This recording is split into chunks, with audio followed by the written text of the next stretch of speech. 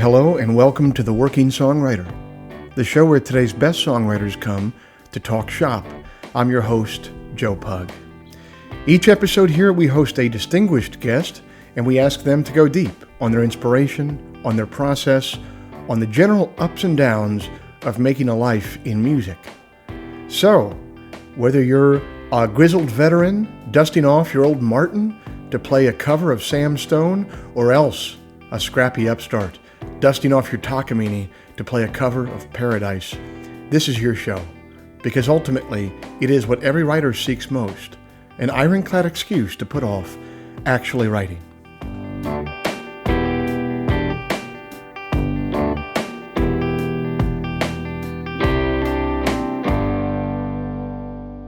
Hey everybody, it's the second Friday of April 2020.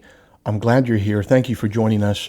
Before we get started with our regularly scheduled show, we have to bid farewell to one of the greatest that ever was.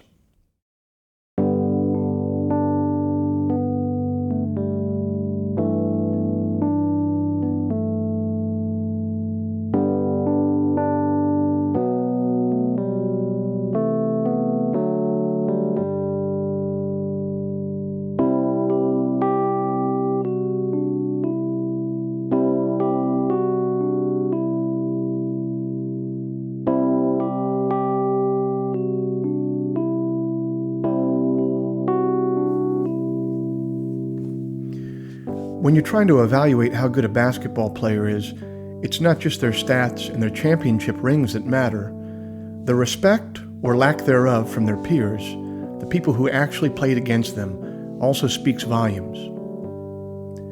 John Prine's peers have spent entire lifetimes shouting his praises from rooftops. His songs have been covered by Bonnie Raitt, Johnny Cash, and Willie Nelson, just to name a few.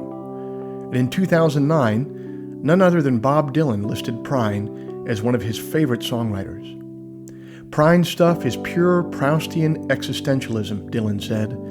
Midwestern mind trips to the nth degree, and he writes beautiful songs. Prine had a winding road to the music business. After discharging from the Army, he famously worked as a mailman in a suburb of Chicago, Maywood, later remarking that he wrote most of the songs for his iconic debut album, walking that route every day. He began frequenting the open mics in Chicago at the Old Fifth Peg and the Earl of Old Town. His songs immediately became a sensation in Chicago. And then Providence intervened to change his life forever. Chris Christopherson came to Chicago to play a four-night stand at a folk club called The Quiet Night. His opening act just happened to be John Prine's partner in crime, Stevie Goodman. Goodman hounded Christopherson every night after their shows to come see his buddy John play across town. And on the final night of his engagement, Christopherson acceded. This is how John Prine remembered it last year to Billboard magazine. It was a Sunday night, 2 a.m, and the chairs were on the tables, the waitresses were counting their tips, and I was waiting for my paycheck. And Chris came in with 2 other people. We got 4 chairs down, and I got on the stage right in front of him and sang about 7 songs. And then he bought me a beer and asked if I could get back up there and sing those 7 songs again. Christopherson was obviously gobsmacked. He apparently remarked of Prine at the time, "He's so good we're going to have to break his fingers." Instead of doing that, he spirited Prine and Stevie Goodman off to New York to land them both record deals. After recording for Atlantic and Asylum Records, Prine started his own independent label, Oh Boy Records, in 1981. That obviously sounds like a familiar story these days, but at the time, it was absolutely radical. No one was releasing their own music then. And even after Sony tried to purchase it in the late 80s, Prine kept it independent, which it still is today. He was nominated for 11 Grammy Awards, and he won 2. He was also given a Grammy Lifetime Achievement Award this year. He beat cancer a couple of times, and then eventually went on to mentor an entirely new generation of East Nashville songwriters. Perhaps the one piece of solace that we can have as his fans is we don't have to wonder where he is. He told us on the very last song of his very last album. He said that when he got to heaven, he'd be up there drinking a vodka and ginger ale. and smoking a cigarette that was 9 miles long. I hope you're enjoying that smoke, Mr. Prine. Thanks for everything.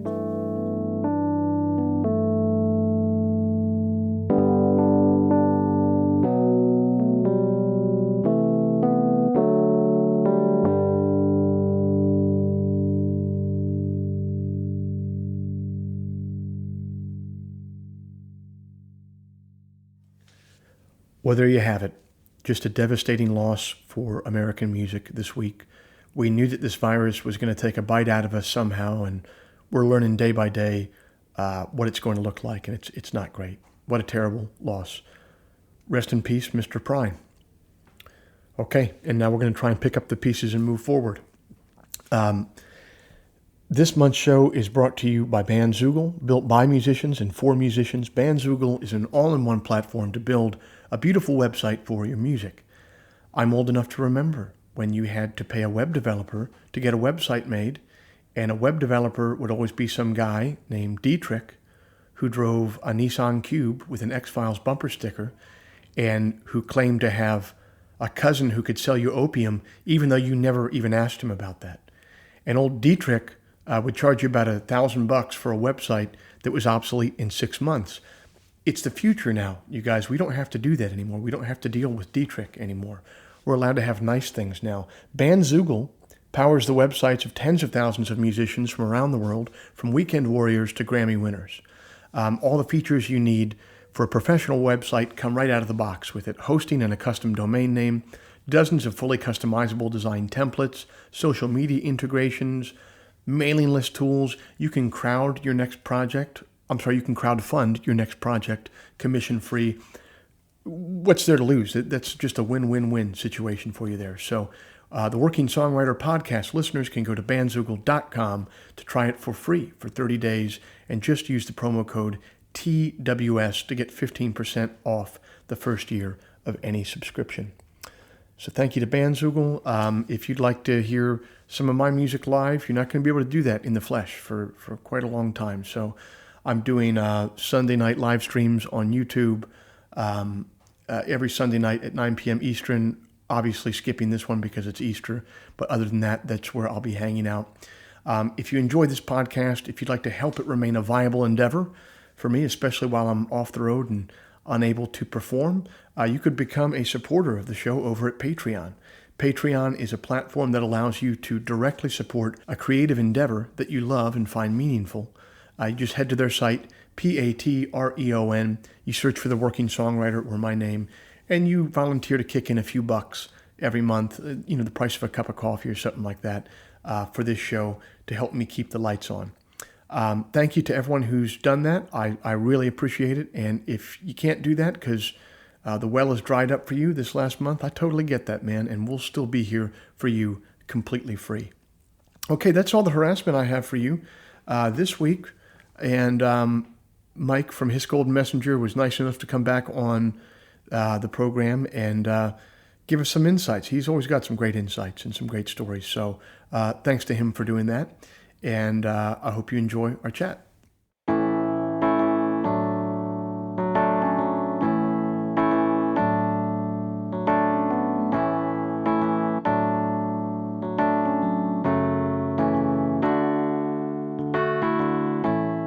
MC Taylor is the songwriter and creative spark for the North Carolina-based outfit His Golden Messenger. Raised in Irvine, California, he got his start in the mid-90s with a hardcore band, Ex Ignota. He then went on to form a band with alt-country leanings called The Court and Spark. The band put out records over the course of about a decade before hanging it up in 2007. That's when he embarked for North Carolina, where he would study folklore at the University of North Carolina, Chapel Hill, and begin recording the first His Golden Messenger album at his own kitchen table, directly into a tape recorder. The band stepped onto the national stage when they signed with Merge Records and released an album called Lateness of Dancers to wide acclaim. They've appeared on The Late Show with David Letterman and Late Night with Seth Meyers. They've toured with the Drive-By Truckers, Mumford & Sons, and presciently, John Prine. Pitchfork has noted of his songs, Taylor's constant theme has been joy in the face of misery, jubilation during times of tribulation, hope despite the tide. NPR described his sound as one of rock's most naturally self-flagellating voices, a rueful, weary reediness that makes the tensions in his songs pull that much harder. Mike was nice enough to jump on the phone with me last week to tell me about his journey since the last time we talked.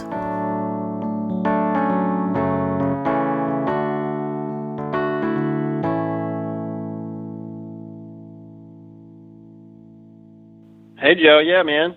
How are you? Considering the circumstances, I'm doing pretty good, man. How about yourself? Hanging in there. Right on, man. Well, this was a pretty at-home season for you anyway, right? Last year was your big season on the road, and it seemed like you've been home a bit anyway, huh? Yep. Yeah. I mean, I'm, one of the more fortunate ones, I would say, in that my schedule was not going to be crazy this spring. I mean, I have had some cancellations, of course, but nothing on the scale of, my friends that are super busy right now, for whom this has been even more devastating, I think. Yeah, I got a couple friends that are, they've self-funded something and they have a lot of money out in the world right now. And this was the season where the money was supposed to come flying back to them. Yeah, man. That's so bad. It's so bad, man. It's so bad. But you look around and realize that, people in all genres of work are trying to figure out what to do. I have a lot of friends in the restaurant business, and it's just as dire, if not more. Man, I'd say it's probably more dire because, you talk to those folks and the loans that they have to take out to open up a new restaurant. I mean, they put loans for an album to shame, man. I mean, it's big loans they got to repay, Yeah. It's pretty serious. So, we'll see. There's some kind of cosmic comfort to be found maybe in, knowing that all of us are trying to wrap our heads around this right now. You know what I mean? Yes. So it's an interesting time. It is. It is. One of the reasons I wanted to jump back on the horn with you, though, was because this is an interesting time, because it's kind of unsettling for a lot of people. I just want to talk about music with you for a little while. Maybe that can help people's minds off a little bit. You know what I mean? I love that idea. Why not? So one of the things I'd be glad to talk to you about. It'll give my music talk a little bit of a pressure valve and take some of the pressure off my kids.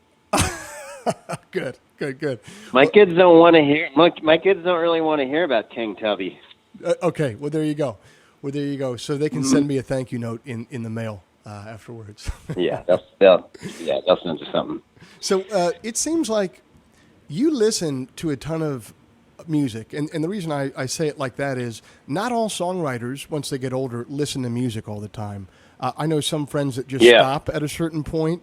I know some friends, a few that listen to a ton. I'm somewhere in the middle. It seems like you listen to a ton. What is your regimen with that?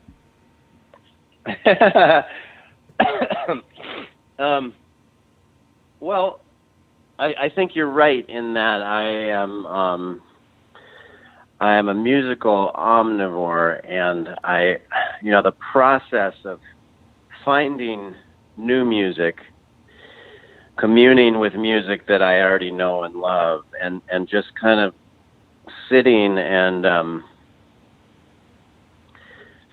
absorbing sounds, stuff that's new to me and old, is something that, for whatever reason, I still love. It's still a very, very big part of my musical life, is just being a fan, know. So, I'll listen to something, it'll remind me of something else and send me on a little rabbit hole, and it doesn't even need to be the same genre, but some sound, some lyric, some tone of some instrument will remind me of something, and I'll start following some kind of thread, or try and understand different strains of a certain type of music within a genre. Like, it's pretty, I'm pretty wide open about my love of Jamaican music, but just trying to understand the sounds of, different producers within the world of dub reggae. That's something to me that, for whatever reason, is very compelling as a study. So you're almost following. I mean, you can follow it through producers, but I would imagine that by following it through producers, you're almost listening to what were different scenes at the time. Sort of. I mean, I think for something like dub reggae, focusing on the producers is in a lot of ways as rich and valuable as following the singer. You know what I mean? Because all of these different producers in Jamaica from, let's say 1968 to 1980 is probably the window of time that I am most interested in. You can hear those production personalities in a very, very clear way. So the production is not transparent at all. It is the personality of the record. So Lee Perry is one vibe. King Tubby is something else. But they both exist in the same ecosystem. I'm sure they shared a lot of the same gear, a lot of the same aesthetic interests. They certainly shared a lot of the same musicians and singers. Yeah. It sounds like the word producer in reggae, it's more like in the hip-hop world where you're much more likely to not only have your hands on the faders in the board, but also almost be co-writing the songs as well, or pushing them in a certain direction? I think that's true, actually. Like, when I hear a record that was made in the sort of the golden moment of Lee Perry's Black Ark studio, I think of it as a Lee Perry record, even if his name is not the biggest name on the record cover. I know that he had something to do with the writing of the songs, and certainly he had everything to do with the arranging of the songs. I mean, in a lot of ways, that's an old school approach to sort of production anyway. So, that is connected to what record producers in, everywhere, the United States did, the way the scope of their job worked in the, 40s, 50s, 60s, early 60s. I think there was a production sea change in sort of American pop music in the mid 60s, where people started producing their own stuff, and production, it became secondary, maybe. Yeah. What have you? It sounds like obviously that period of reggae is very important to you. What have you taken from it, and what have you learned from that sort of production standpoint that you've taken into your own records of late? Well, I've been an obsessive fan of reggae music for a really long time. Certainly, it certainly predates even the existence of His Gold Messenger. It was something that, my friends and I, as early 20-somethings, me, Scott Hirsch, who's worked on a lot of His Gold Messenger records, our buddy James Kim, all of us were really into reggae music. But, this is just my opinion, so take it with a grain of whatever you want. But that's why we're talking. I never felt I never felt compelled to make a reggae band. Do you know what I mean? Reggae to me is so culturally specific that it feels like I don't know. It's not my place to try and make a reggae band. I realize that there are, white reggae bands with that have found success in all kinds of different ways, but I have chosen to draw maybe rhythmically from reggae, the way the rhythm is sort of foremost in a lot of ways in that music. You know, my records, certainly with bands, have always been very rhythmic. That's been something that I've thought about. That's been at the front of my brain, is rhythm, and that's something that I take from Jamaican music, I think.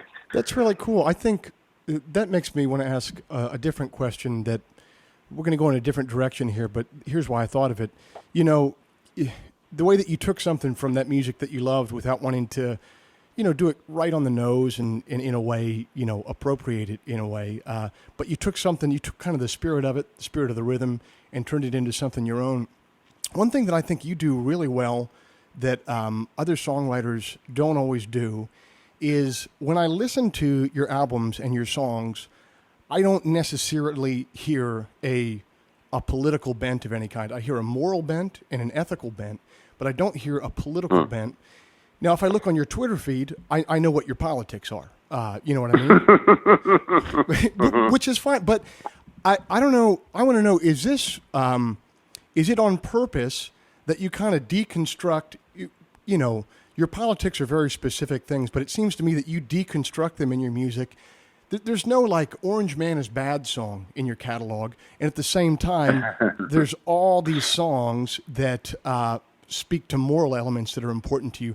How aware are you of not hitting things too hard on the nose in that way with your art? I like that question.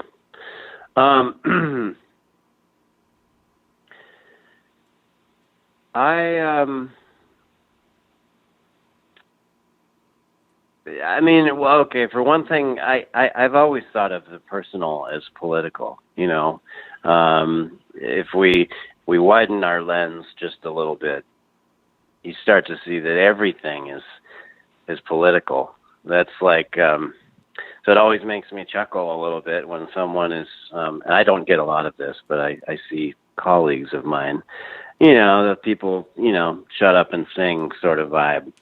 Sure. It's just like you realize that every moment of my records is political in its own way, right? It's just my political lens, at least in a recorded way, is it's just wide. You start to think about you know, morals, aesthetics, the way that we treat people, kindness, joy as politics. The other thing is that I feel like putting something in my records that was as specific as naming the name of a politician would date them in a way that I don't want to do. Absolutely. You know, and I think I suspect a lot of people feel that way. I hope I'm wrong about this, but I suspect that these songs, you know, the songs of mine that you're referring to, will probably in some way, shape, or form remain relevant because, you know, as long as we have humans roaming the earth, there's going to be greed. There's going to be people being disingenuous, people acting only in their own best interests. You know, it's just every part of every piece of art that I can think of that I love sort of hinges on, you know, people grappling with behaving in a way that functions for the greater good. Yeah. You know, and that can be tiny little moments, or that can be big and super obvious, but it's always there. It sounds like the through line that you're talking about is just writing about human nature, whether you're talking about James Baldwin or Shakespeare or anybody in between. The reason that those works tend to be enduring is because human nature tends to be enduring, and that's what they were writing about. Yeah, I think that's the case. And, you know, I'm not an expert on human nature. I just know what feels good. I know what feels good to me. I think that I share a core set of values with a lot of people out there, but I certainly don't have any leg up on it. I just happen to have, melody in my pocket. You know what I mean? Like, I have melody and rhythm, and I can put these things that I think about into that kind of framework that some people find compelling. Something that's rhythmic, something that is singable, that sticks with you. I suspect that people don't even know what I'm saying until after they've absorbed the rhythm and the melody a lot of times. Yes. I would say that as a listener of your music, I would say that. And yeah, I mean, my stuff can be hard. Like, it can be hard to understand what I'm saying. I understand that. It's just part of the way that I sing, I guess. Yeah. Well, and it's also in the construction of the lyrics. A lot of your songs can be very impressionistic, and it takes a while to hang your own details in there as a listener. Yes, absolutely true. And also, I'd say that you do have a leg up on understanding human nature. Anyone who's spent a decade plus touring clubs has an that type of human nature. Yeah, the seediest and kindest human nature. Yes, exactly.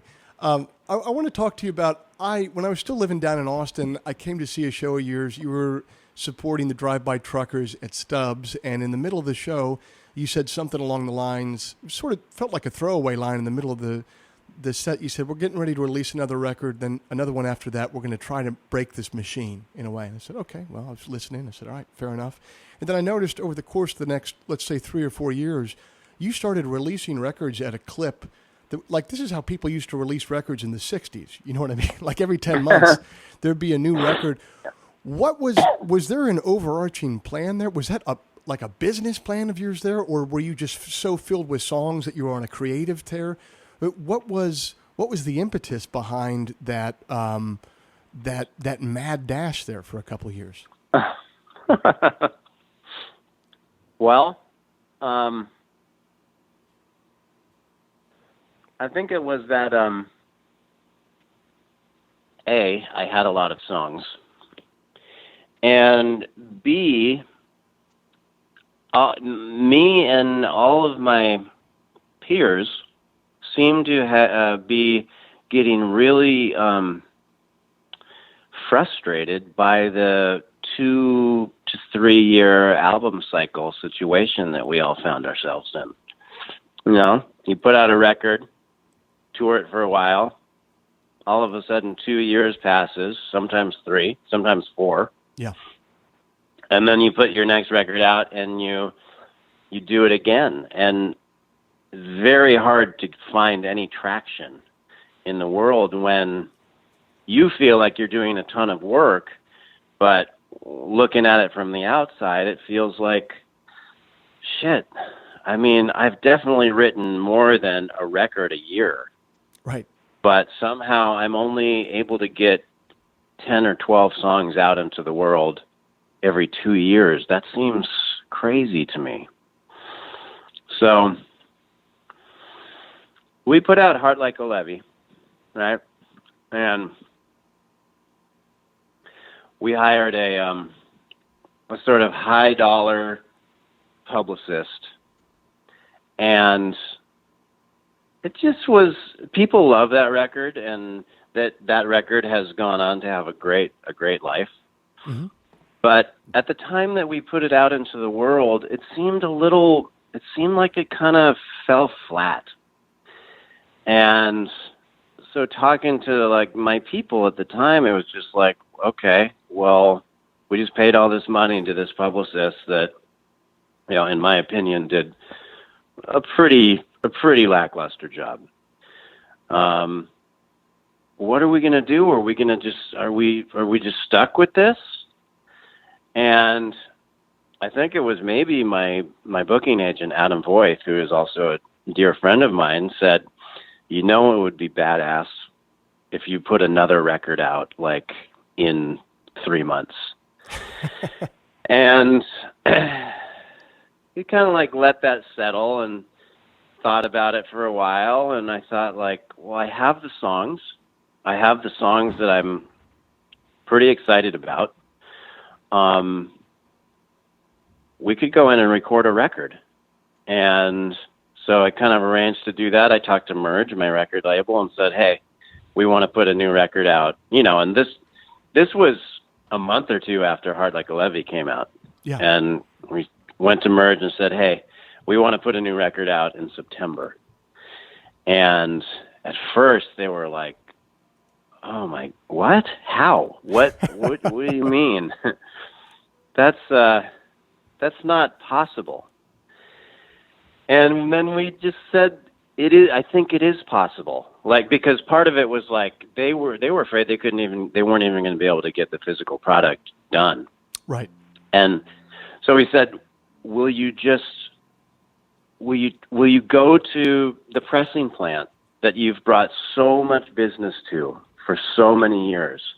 What if you just went to them and said, hey, we need you guys to do us a solid.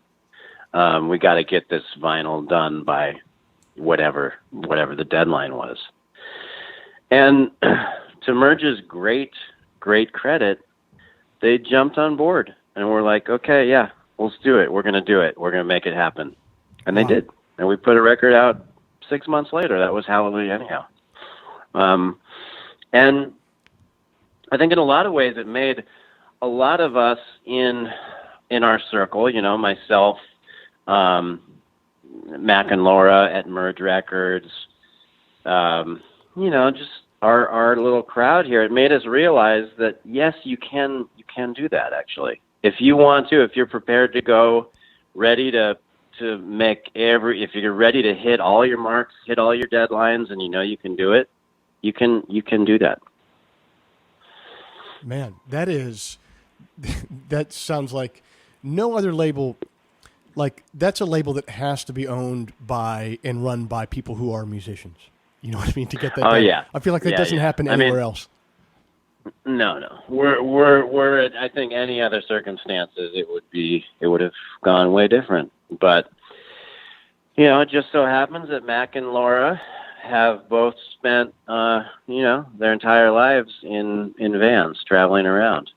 And that their record label has been very, very successful, but they've also been doing, they were doing it for no money for years and years and years. So they know the feeling. Yeah. They know the feeling. And I'm so thankful to them that they recognized what I was feeling and said, okay, yeah, let's do it. We can do it. We're going to make it happen. And it worked out, man. That record did well. Yeah. Man, that's so cool. Sometimes I feel like when you put out a good record and it doesn't land the way that you need it to, it's almost like you got to put out another record after that, and that's when people start paying attention. It's almost like an inertia of attention in a way. You know what I mean? I think it's true.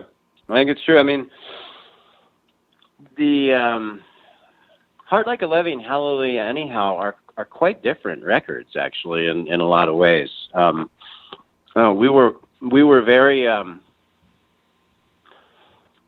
deliberate with the production of Heart Like a Levee and spent a fair amount of time making that. And with Hallelujah Anyhow, and my friend Josh Kaufman, who played guitar on it, reminded me a couple of months ago, we made Hallelujah Anyhow in one day, which is hard to believe, but it's true. I think I might have done some singing over, on the second and third day. I did some singing. We definitely did some overdubs on the second and third day, but we did the basic tracks for every song in one day. That's old school, man. That's really old school. It's old school. Yeah. But, the reason that we were able to do that is that tour that you would have seen us on when we were out supporting the truckers, we were basically playing as many of the songs that were going to be on the new record as we could every night. So we went out not really caring if people knew the songs or not. We were just trying to figure out how to play them as a band so that when we got home, we could just go in and do it.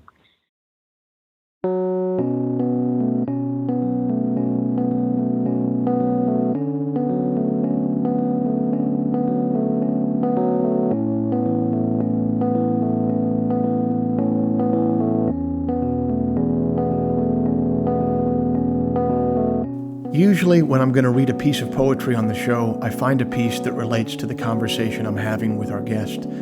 But it seems impossible to not pick a poem this week that relates to Mr. Prine's untimely passing.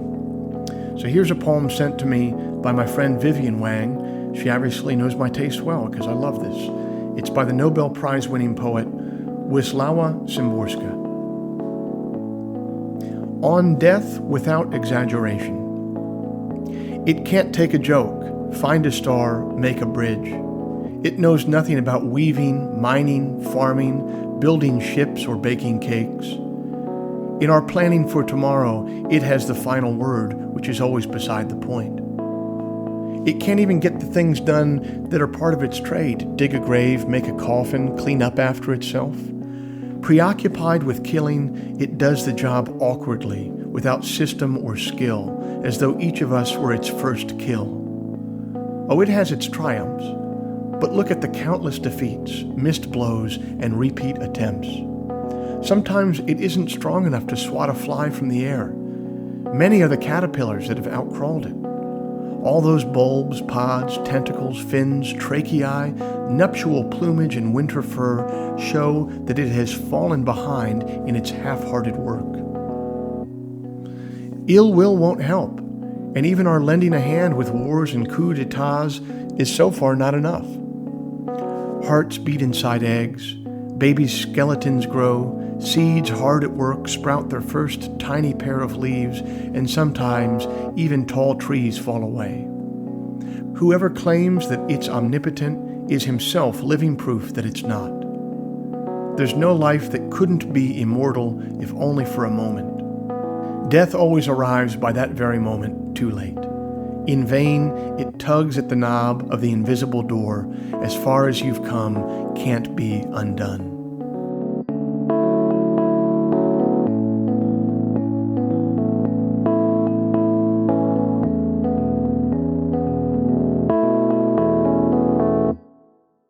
That sort of, that release schedule, though, and now you've had Terms of Surrender as well, that breakneck release schedule also leads to a breakneck touring schedule as well.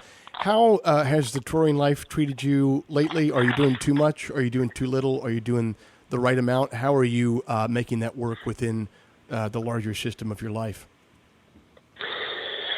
Things are on a pretty even keel. I mean, I say that now, but we were really busy starting from September through January. I would say I was gone more than I was home. And I have 2 kids, so that time away from home it lays pretty heavy on me, and I suspect it's probably the same for you too. Yeah. It helps that I have other people in my band and crew that have kids. Yes. So they are sympathetic. They know the deal. My booking agent Adam, my manager Brian Schwartz, everybody on my team is aware that when I'm out on the road, there's part of me that is always kind of looking at my watch, like, is it time to get home yet? That's not to say that I'm not fully engaged in the music and the shows that we play, but I'm not out there partying. I'm out there playing music for people and working. And as soon as it's done, I'm home, Yes. Yeah. My kids are under 5, yeah. so it doesn't weigh on me for the first 2 or 3 days. It's great for the first 2 or 3 days. Yeah. But yeah, no, right. Of course it's I won't use the word millstone for it. That sounds dramatic, but it is. Yeah, I mean, a large part of your heart, the better half of your heart, is in a different place for a lot of that time that you're out on the road. I find after 10 days, if I don't get a check-in back at home, it really starts to wear after 10 days, you know. Mm-hmm. But even little check-ins back home can help. Oh, absolutely. Yeah. I mean, there's all kinds of ways to do it. It's not impossible, you know. It is doable. It just takes takes having an eye on the calendar and an eye on the logistics. And if you're lucky enough to have a partner that is, you know, is behind you as much as my wife Abby is for me, it makes it a whole lot easier. You know, she is she's incredibly supportive, and you know, my kids have not ever known a time when their dad wasn't spending some time away.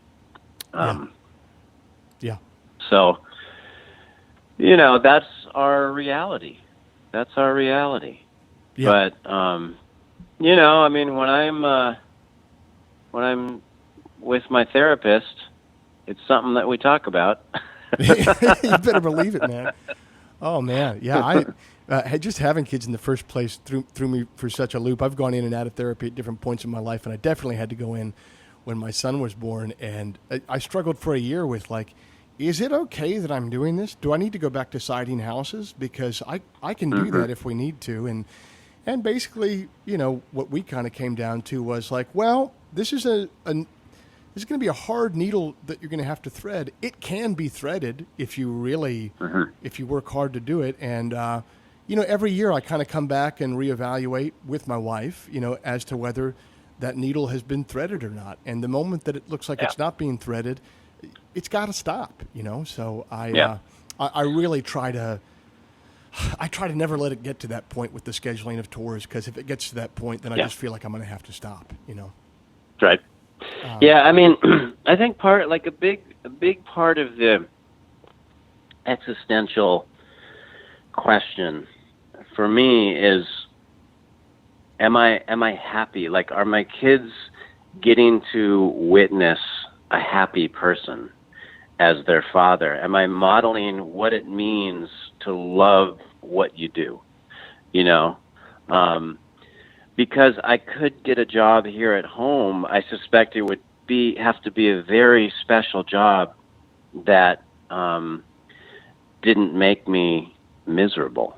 You know what I mean? Yeah. So, like, when I'm home, when I'm off the road, you know, this particular time is a good example because, you know, I intentionally didn't schedule a whole lot through the spring and summer, because I intended to be writing a new record, which I've been doing, and it's such a joyful time for me. I mean, it's one of my favorite things to be doing as a musician is to be finding new melody. And, you know, my kids are seeing someone that is very happy and involved with his work.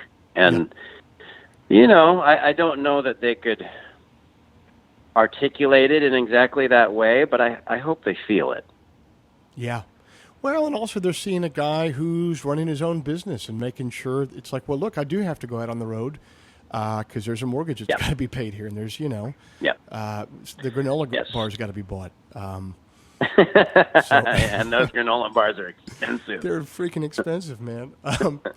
Talk to me a little bit about, I want to switch directions for just a second on how you put together bands. I've noticed over the years, because of the way that your band is set up, you have to have a lot of members in your bands that are doing a lot of different projects. So you're always having to slot people into bands and slot people out.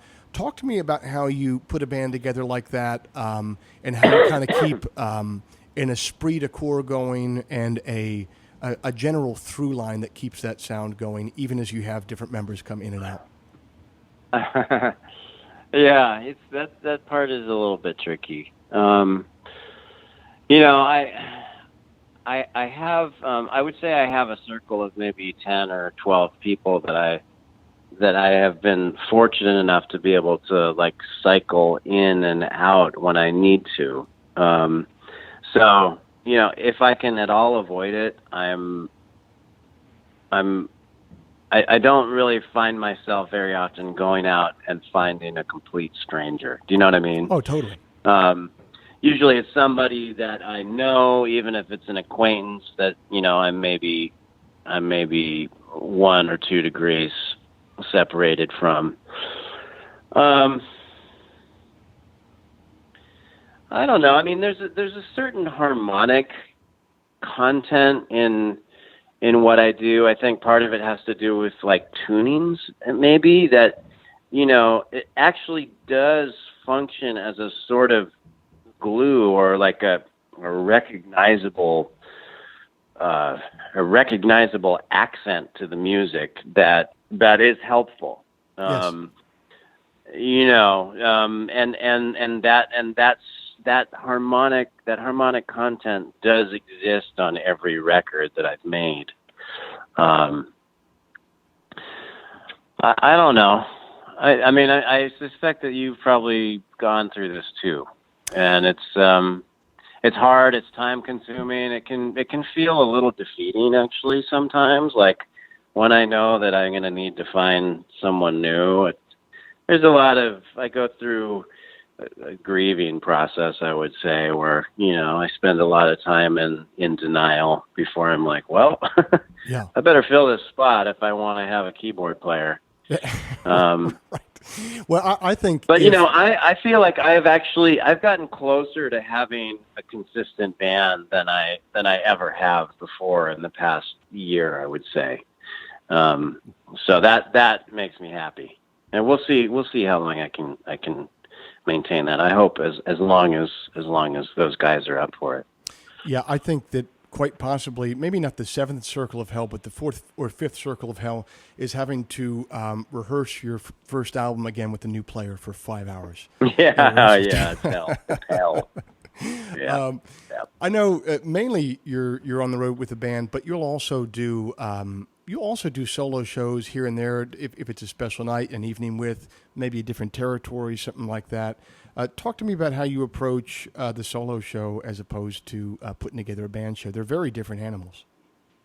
They really are. The full band shows are quite exuberant, quite loud. They're just kind of they can be sweaty. The solo shows are when I can get away with it, when the audience is willing to go to this place with me.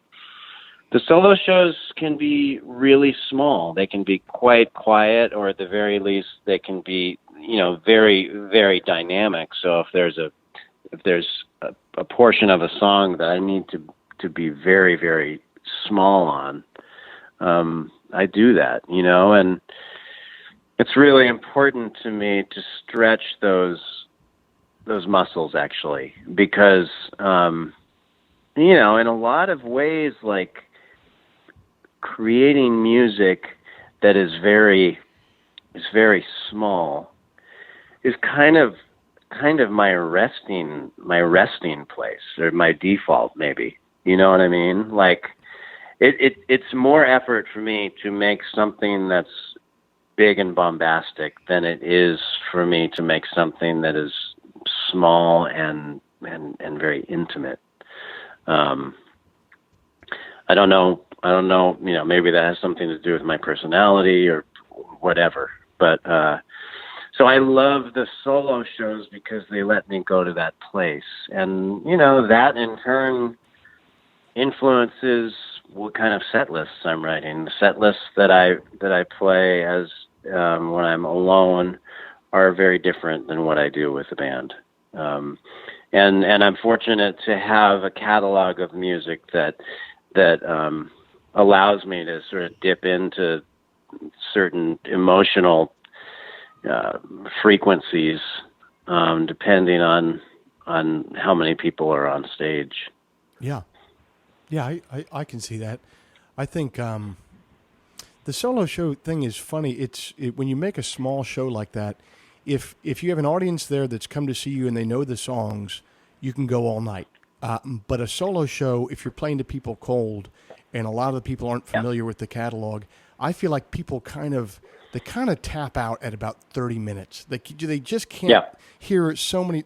You can go longer with a band when there's more stuff going on and hear that for the first time, but I find a solo show really works best when you have an engaged audience coming in and they know the catalog backwards and forwards, and they're waiting for that one song that they don't think that you're going to play, which you end up playing. I think that's when solo shows can really hit.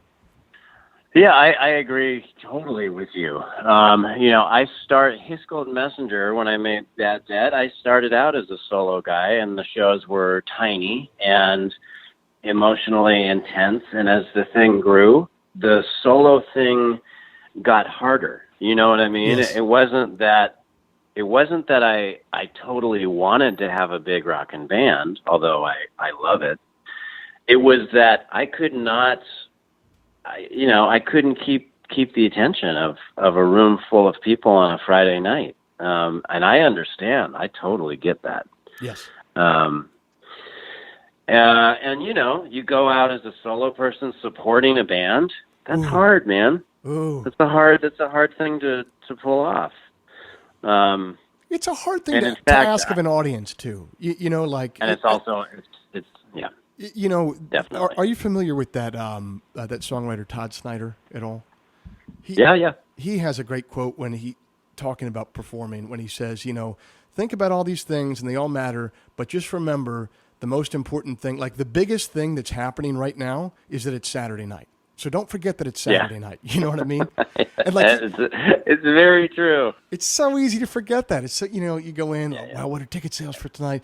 Okay, should we do this? And then at the end of the day, it's people wanting to have a communion on Saturday night. It's so easy to forget that. Yeah. Oh, it's so true. It's so true. And, I feel like I have just recently reached a point where doing a solo tour, the reason that I'm doing it is for emotional, aesthetic, and musical reasons. It's because I need to, flex those particular muscles that are required to pull off, 75-minute show alone with nobody else up on stage. I don't know. It's a funny thing, but I do love playing. Playing solo shows when the moment is right. When it's right, yeah, for sure.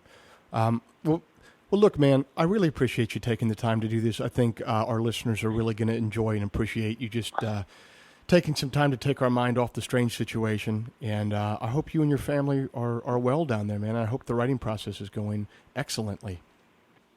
Thank you so much, Joe, and to you as well, man. Thank you for doing this podcast for so long. I love it. Right on, brother. Okay, stay safe. I'll see you when you come up to DC next time, brother. Okay, bud. Thanks.